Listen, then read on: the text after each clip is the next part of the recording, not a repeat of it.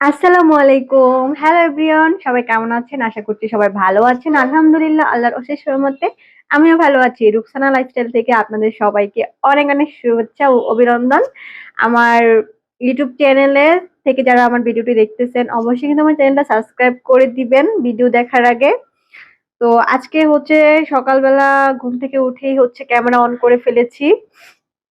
এখনো ফ্রেশ হই নাই। এখনো আমি ফ্রেশ হই নাই। তো ফ্রেশ হয়ে হচ্ছে আমি আমার সকালের নাস্তা বানাবো। তো সেটাই আপনার সাথে শেয়ার করব। চলেন ভিডিওতে যাওয়া যাক। ফ্রেশ হয়ে এখন আমি একটু ব্যালকনিতে যাচ্ছি। রাত্রে অনেক পরিমাণের বৃষ্টি হয়েছে। ভাবলাম যে গাছগুলা দেখে আসি যে ঠিক আছে কিনা, কোনটা ভেঙে গেল কিনা। কারণ রাত্রে যে পরিমাণের বৃষ্টি হয়েছে, আমার একদম আমি রাত্রেও গাছের গোড়ায় পানি দিয়েছিলাম কিন্তু এখনো দেখতেছি একদম আমার গাছের গোড়ায় পানি ভরপুর।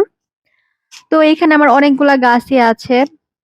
মানে অন্য একটা ভিডিওতে আপনার সাথে শেয়ার করবো নি আরেকদিন। আর আমি যেহেতু ফ্রেশ হয়ে আসছি ভাবলাম মুখটা মুছতে মুছতে দেখে ফেলি। আর এই গোলাপ গাছটা হচ্ছে হাজারি গোলাপ, মানে অনেকগুলা ফুল এসেছিল কিন্তু তারপর কাটার পরে আর ফুল আসে নাই। তো এখন আমি চলে যাচ্ছি রান্নাঘরে। আমি হচ্ছে আটা মানে রুটি না বেলে একদম আটা মিক্স করে আমি আটা একটা গোলা করে পানি দিয়ে তাওয়ার মধ্যে দিয়েই শুধু মানে একদম ফাঁকিবাদী যে নাস্তাটা আছে ওইটা করবো। আর একটা ডিম ভেজে খেয়ে ফেলবো সকালের নাস্তাটা। আজকে নাস্তা করতে গিয়ে যে কি একটা ঘটনা ঘটছে, মানে আপনাদেরকে কি বলবো, আপনাদের কার কার সাথে এরকম হয়? নাস্তা অর্ধেক করতে গিয়ে হচ্ছে আমার গ্যাসটা ফুরিয়ে গেছিল, সেটাই দেখতে পারবেন। আমার এত খারাপ লাগছে যে নাস্তাটা হয়ে নিত, তারপরে বাবা তুই ফুরাইতি, আগেই কেন তোর ফুরাতে হবে। তো এখানে হচ্ছে আমি রুটির ডো করতেছি, মানে রুটি বলবো কি বলবো বুঝতেছি না। আমি সোজা ভাষায় চাপড়িই বলি, যেহেতু কষ্ট করতে হচ্ছে না। তো আর আমি এটা খেতে আমার কাছে ভালোই লাগে। রুটির থেকে আমার কাছে মনে হয় এটা খেতে বেশি মজা।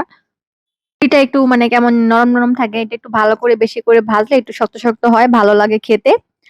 জানেন আমি মাত্র এটা দিয়েছি দেখতেই পারবেন এটা কোন রকম হয়েছে, তাওয়াটা গরম ছিল বলে পরিপূর্ণ হয়ে গেছে। তারপর হচ্ছে আমি আমার বাড়িওয়ালা আন্টির ঘর থেকে যাইয়া ডিমটা ভেজে এনে খাইছি, সকালের নাস্তা করছি। এখন দুপুরবেলা গ্যাস এনে তারপর হচ্ছে দুপুরে রান্না করতে হবে। এখন আপনাদের ভাইয়াও তো বাসায় নাই, জানি না কি করব। দেখা যাক, আল্লাহ ভরসা। আল্লাহ আমার রিজিকে যা রাখছে আমি তাই খাবো দুপুরবেলা। আর যদি গ্যাস আনতে পারি তাহলে তো হলোই। এই যে দেখেন আমি যখন এতে মানে ২-৩ বার হচ্ছে আমার রুটিটা যখন হয়ে হয়ে আসবে তখন আমার গ্যাসটা ঠাস করে ফুরিয়ে গেছে। আমি বলি, কি ব্যাপার গ্যাস জ্বলছে না কেন? পরে দেখি যে আমার গ্যাস নাই। এখন কি হবে? কি আর হবে? আমি বাড়িওয়ালি আন্টির ঘর থেকে হচ্ছে ডিমটা ভেজে এনে একটাই খাচ্ছি। ২ টা রুটি খেতাম। কিন্তু এখন যেহেতু গ্যাস নাই, আবার বলবেন যে বাড়িওয়ালির ঘর থেকে কি পারতেন না ২ টা রুটি আনতে? আমি না, আমার দরকার নাই। আমি ডিম ভেজে এনেছি, এতেই আমার অনেক শরম লাগতেছে। আমার আবার একটু শরম বেশি। যাই হোক, আমার ভিডিওটা আপনাদের কাছে কেমন লাগলো?